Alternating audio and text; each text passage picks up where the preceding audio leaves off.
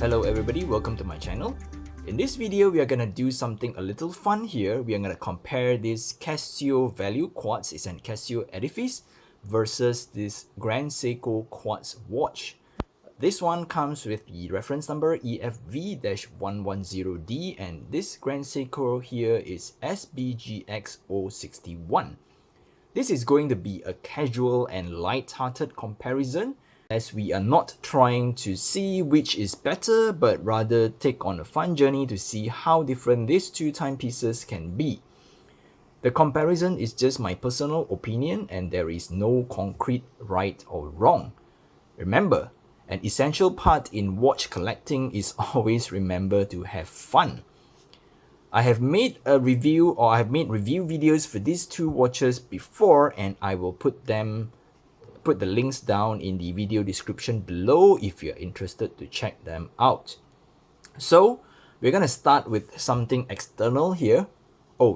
Before I forgot, the price. This Casio, I got it for about $90 brand new, and this Grand Seiko here, I got it for about $1,500 used.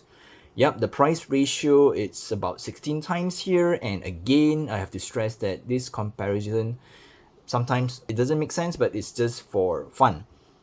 So as I was saying, we will start with something external.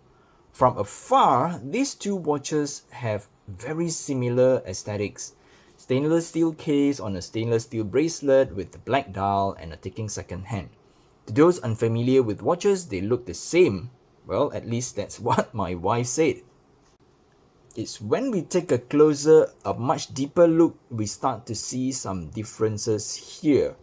While the case finishing on the Casio is good, it's when we take a deeper look that we start to see some differences here. While the case finishing on the Casio is good, it's where the finishing on the Grand Seiko starts to show. Well, I cannot really do a very close-up comparison here because I got this Grand Seiko as a used watch, so there are some minor scratches and scuffing, but with those minor scratches and scuffing, I would say that the finishing on the Grand Seiko, it's a class or a touch bit higher than this Casio here.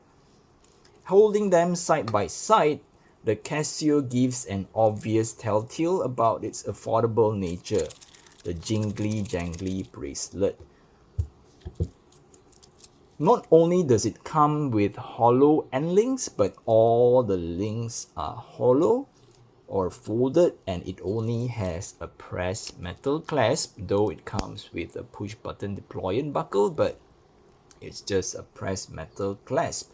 Whereas on the Grand Seiko, it comes with solid end links, all the links are solid, and it comes with a solidly made machine clasp.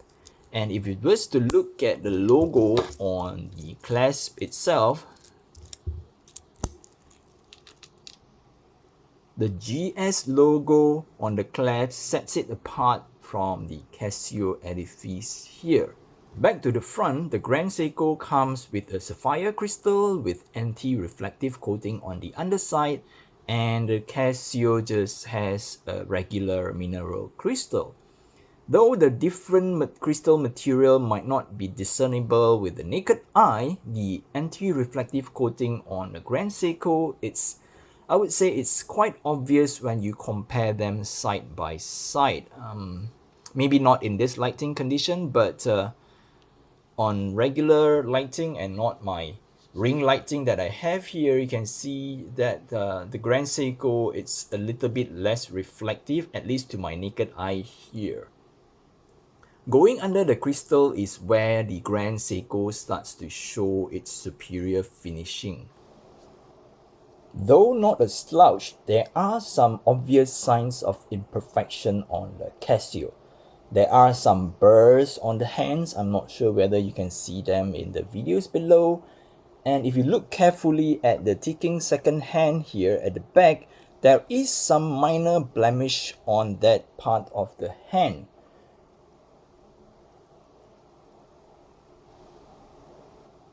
The hands on the Grand Seiko are almost perfect here. Look at the sharp edges on those hands. And due to their size and weight, Grand Seiko engineers have come up with an ingenious way to move them. The second hand ticks twice every second. This makes the movement able to move the large and heavy hands without needing a bigger powered motor.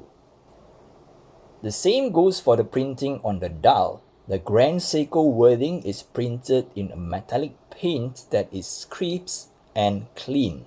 If we look at the ticking second hands on these two watches, not only does the second hand on the Grand Seiko is hitting every mark precisely, there is almost zero overshoot and backlash. Yup, the Grand Seiko has a superior Grand Seiko 9F Quartz movement that sets it apart from a regular Quartz watch here. Well, I'm gonna go a little deeper in the 9F movement here for a bit. The quartz crystal on the Grand Seiko 9F movement is grown in-house by Seiko. Only the purest grown crystal is selected, and they are aged for 3 months to avoid drift in the oscillating rate. Then there is a temperature compensation circuit that samples the ambient temperature 550 times a day and adjusts the frequency of the crystal to compensate deviations due to temperature change. So the quartz circuitry on this Grand Seiko here has with what we normally say a temperature compensation circuit. A normal quartz movement has an accuracy of say plus minus 15 or plus minus 30 seconds per month, but the Grand Seiko 9F has an accuracy of plus minus 10 seconds per year. And there are 9 jewels in this quartz movement, and this movement is sealed to prevent dust from going in as well as preventing the lubricant from drying up. So when we open up the case back to change the battery, we do not have to worry about damaging or getting dust inside the movement as they are sealed. And according to Grand Seiko, this watch movement in this 9F quartz here does not need servicing for at least 50 years. The 9F quartz movement on the Grand Seiko is also equipped with a high torque motor that can change the date in 1/2000 of a second, or 0.0005 seconds. Well, these are all skin deep, and to those not in the hobby, they might yawn away. But to me, this is exactly why I wanted a Grand Seiko quartz. Well, that doesn't stop me from buying affordable and fun watches. Well, part of the hobby is to have fun, and I'm not a snob. I will buy every watches that makes me tick or makes me happy. We buy watches not for the sake of showing off, but for the sake of personal enjoyment. Well, I once commented on a YouTube video of a Grand Seiko quartz saying that it has more soul than a regular quartz.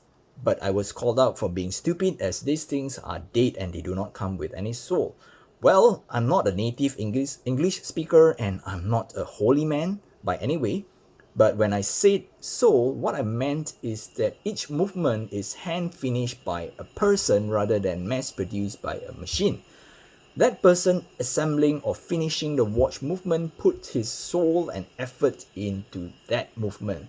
And that is what I meant by soul.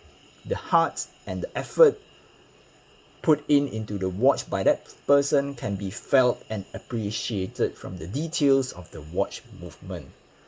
I will throw in some pictures and b-roll of the watch movement of the Grand Seiko as well as the Casio Edifice here to wrap up this video. So again, if you're new to my channel, please help me by subscribing to my channel, and you can also follow me on my Instagram at gfw_watch for more watch pictures. Till then, I'll catch you guys in the next video. Bye bye.